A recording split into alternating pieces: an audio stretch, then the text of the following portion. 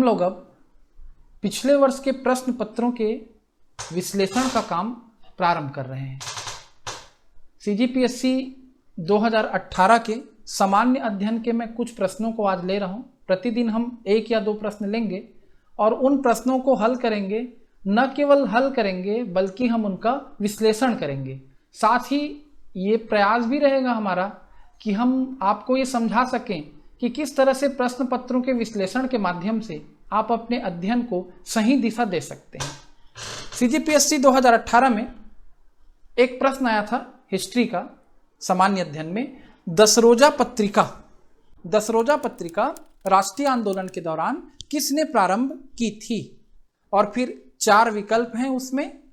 एक नाम है मोहम्मद अली जिन्ना ए ऑप्शन में, बी ऑप्शन पर नाम है खान अब्दुल गफ्फार खां, सी ऑप्शन पर नाम है लाला लाजपत राय और डी ऑप्शन पर है बाल गंगाधर तिलक। तो यदि हम इसे एक साधारण प्रश्न के रूप में देखते हैं तो दसरोजा पत्रिका प्रारंभ की थी खान अब्दुल गफ्फार खां ने। आपने एक प्रश्न को पढ़ा, याद कर लिया। अब इससे आपको समझना क्या है और विश्लेषण कैसे करना है, ये आपके लिए बहुत मायने रखता है। यह प्रश्न बता रहा है कि राष्ट्रीय आंदोलन के दौरान के समाचार पत्र पत्रिकाओं का हमें गंभीर अध्ययन करना है।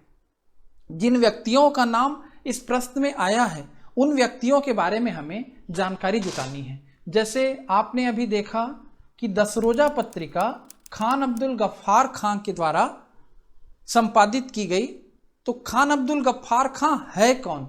यह एक स्वाभाविक प्रश्न आपके मन में आना चाहिए। यदि नहीं आता है तो खान अब्दुल गफ्फार खां निश्चित ही महत्वपूर्ण व्यक्तित्व होंगे, तभी उनसे संबंधित कोई प्रश्न आयोग ने पूछा है। तो मैं कुछ जानकारी आपकी बढ़ाना चाहूंगा।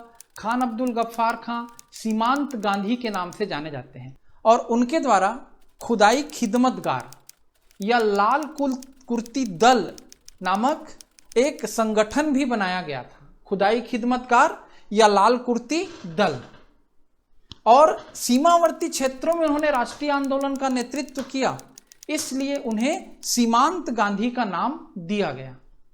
खान अब्दुल गफ्फार खां को 1987 में भारत का सर्वोच्च पुरस्कार भारत रत्न भी दिया गया और वो इस पुरस्कार को पाने वाले पहले विदेशी नागरिक बने।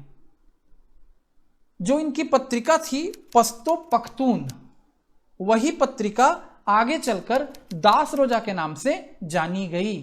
तो आप दिमाग में क्या बैठाएं कि खान अब्दुल गफ्फार खां एक महत्वपूर्ण व्यक्तित्व, खान अब्दुल गफ्फार खां राष्ट्रीय आंदोलन से जुड़े व्यक्तित्व, सीमांत गांधी के रूप में जाने जाने वाले व्यक्ति। इनकी पश्तो पख्तून पत्रिका कालांतर में किस नाम से जानी गई? दसरोजा के नाम से। इसके अलावा इन्हें भारत रत्न से सम्मानित किया गया। दूसरा ऑप्शन देखिए, वहीं पर आया हुआ है मोहम्मद अली जिन्ना का। तो यदि मोहम्मद अली जिन्ना के बारे में आप पढ़ें तो राष्ट्रीय आंदोलन में बार बार उनका नाम आएगा, पर पत्र पत्रिकाओं के संदर्भ में आपको जिन्ना से जुड़े 3 समाचार पत्रों को दिमाग में हमेशा याद रखना पड़ेगा, कामरेड, हमदर्द और डॉन। सभी जानते होंगे भारत पाक विभाजन के लिए उत्तरदायी व्यक्तियों में सर्वोपरि नाम आएगा तो मोहम्मद अली जिन्ना का। उनके 3 पत्र पत्रिकाओं का नाम आपके दिमाग में रहे, हमदर्द, कामरेड और डॉन। इसी ऑप्शन में लाला लाजपत राय का नाम भी दिया हुआ है। जब हम लाला लाजपत राय पर चर्चा करेंगे तो निश्चित रूप से राष्ट्रीय आंदोलन में आप सभी पढ़ेंगे कि साइमन कमीशन के विरोध के दौरान लाठीचार्ज का सामना करने के कारण उनकी मौत हुई और उनकी मौत का बदला लेने के लिए सैंडर्स को भगत सिंह, सुखदेव, राजगुरु इत्यादि ने गोली मारी। ये सब आप जानते हैं। पर प्रश्न पूछने वाले का व्यू किधर जा रहा है? समाचार पत्र पत्रिकाओं की तरफ, किताबों की तरफ।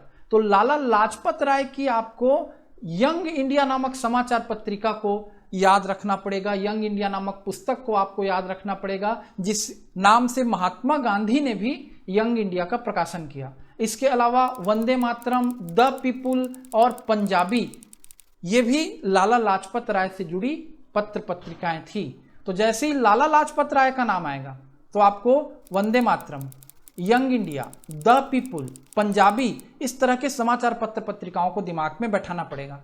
और न केवल लाला लाजपत राय, न केवल मोहम्मद अली जिन्ना, न केवल खान अब्दुल गफ्फार खां, बल्कि राष्ट्रीय आंदोलन से जुड़े सभी प्रमुख व्यक्तियों ने समाचार पत्र पत्रिकाओं का प्रकाशन किया है, विभिन्न किताबें निकाली हैं जो आपको हर समय याद रहना चाहिए। ऑप्शन में एक नाम जैसे बाल गंगाधर तिलक का है, तो बाल गंगाधर तिलक कहते ही आपको याद आना चाहिए कि बाल गंगाधर तिलक होम रूल आंदोलन चलाए, साथ ही उन्होंने केसरी और मराठा नामक समाचार पत्रों के माध्यम से अपने होम रूल आंदोलन का प्रचार किया। इसके अलावा बाल गंगाधर तिलक ने लाठी क्लब, अखाड़ा क्लब की शुरुआत की।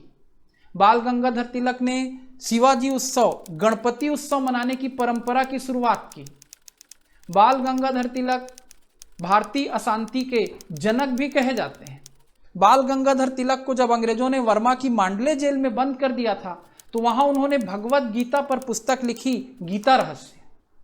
साथ ही बाल गंगाधर तिलक की एक बहुत प्रसिद्ध पुस्तक Arctic the home of Vedas या Arctic the home of Aryans भी परीक्षा में कई बार आती है, जिसमें उन्होंने उत्तरी ध्रुव को आर्यों का आदि देश बताया। तो इस तरह से जब भी एक ऑप्शन आता है आपके सामने, आपको उस ऑप्शन से संबंधित सारी बातों पर गौर करना रहता है। एक प्रश्न और मैं आपके सामने ले रहा हूं, उसी वर्ष पूछा गया है, राष्ट्रीय आंदोलन का ही प्रश्न है। महात्मा गांधी द्वारा दक्षिण अफ्रीका में प्रकाशित समाचार पत्र का नाम क्या था? और विकल्प में दिए गए हैं the Indian opinion, national Herald, leader और द पायनियर। तो यदि आप सामान्य तरीके से याद करना चाहेंगे तो महात्मा गांधी द्वारा दक्षिण अफ्रीका में प्रकाशित समाचार पत्र का नाम द इंडियन ओपिनियन था। ये एक छोटी सी जानकारी पढ़ करके आपने समझ लिया कि हम इस फैक्ट को याद करके आगे बढ़ जाएं, परंतु यदि आप गंभीरता से इस चीज को समझेंगे तो आपको फिर महात्मा गांधी से जुड़े गांधी जी के द्वारा प्रकाशित समाचार पत्र, गांधी जी के द्वारा लिखी गई किताबें, गांधी जी से जुड़ी उपाधियां, जो उनके सामान्य जीवन परिचय से हट करके बातें हैं, उस पर जोर देने की जरूरत होगी। जब हम सामान्य जीवन परिचय के रूप में महात्मा गांधी को पढ़ेंगे तो असहयोग आंदोलन, भारत छोड़ो आंदोलन, सविनय आंदोलन, इस तरह से हम उनको राष्ट्रीय आंदोलन में देखते हैं। और जब उनसे संबंधित हम दूसरी बातों को गौर करना शुरू करते हैं तो देखिए कुछ बातें मैं आपको बता रहा हूं। लंदन गाइड, ये लेखक के रूप में महात्मा गांधी की पहली पुस्तक। इसके अलावा महात्मा गांधी की किताबों में हिंद स्वराज का नाम आता है और सर्वोदय का नाम आता है। सर्वोदय महात्मा गांधी की पुस्तक है जिसको उन्होंने रस्किन बॉन्ड की पुस्तक अन टू द लास्ट के अनुवाद के रूप में प्रस्तुत किया है। अन टू द लास्ट का मतलब होता है आखिरी व्यक्ति तक, और आखिरी व्यक्ति तक का आशय क्या है कि समाज का विकास तभी होगा जब आखिरी व्यक्ति का विकास हो सके। तो रस्किन ने अपनी पुस्तक में लिखा अन to the last. Mahatma Gandhi ने कहा कि जब आखिरी व्यक्ति का विकास हो गया तो सबका विकास हो गया, और इसीलिए उन्होंने अन टू द लास्ट का नाम बदलकर हिंदी में रखा सर्वोदय। तो महात्मा गांधी से जुड़ी किताबों में आपको नाम याद रखना है London Guide, Hind Swaraj, Indian Opinion, Sarvodaya, Navajivan, Young India, Harijan, बिल्कुल याद कर लें। इसके अतिरिक्त महात्मा गांधी ने दक्षिण अफ्रीका में फिनिक्स फार्म की स्थापना की थी। फिनिक्स एक पक्षी होता है जो अपनी राख से पुनर्जीवित हो जाता है, ऐसा मानते हैं। जिजीविका और संघर्ष का प्रतीक पक्षी है। तो महात्मा गांधी राष्ट्रीय आंदोलन के भी प्रणेता हैं और दक्षिण अफ्रीका में भी संघर्ष के प्रणेता हैं। दक्षिण अफ्रीका में उन्होंने फिनिक्स के नाम पर अपने आश्रम का नाम रखा, यह संदेश देने के लिए कि हमें दमित नहीं किया जा सकता। तो फिनिक्स फार्म के संस्थापक कौन है? महात्मा गांधी।